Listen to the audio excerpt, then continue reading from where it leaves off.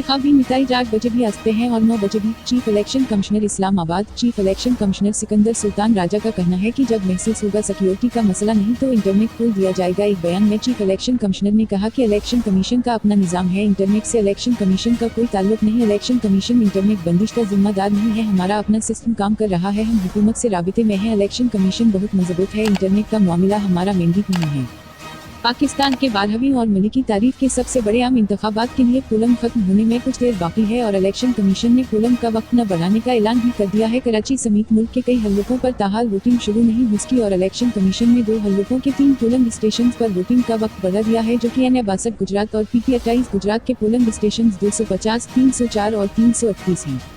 Swat N3 Delhi के 2 polling station पर ख्वातीन का एक भी वोट कास्ट न हो सका। इलेक्शन कमीशन अमले की एक दिन दस्तयाबी के बावजूद पोलिंग शुरू नहीं हो सकी। तफसीलात के मुताबिक N3 में ख्वातीन की कल वोटर्स की तादाद 543 है। उसके अलावा कराची के N246 औरंगी टाउन में पोलिंग स्टेशन नंबर 201 पर पोलिंग हुई ही नहीं और पोलिंग का वक्त खत्म हो गया। प्रिजाइडिंग अफसर का बताना है कि इलेक्शन कमीशन अमले की एक दिन दस्तयाबी के बावजूद पोलिंग शुरू नहीं हो सकी।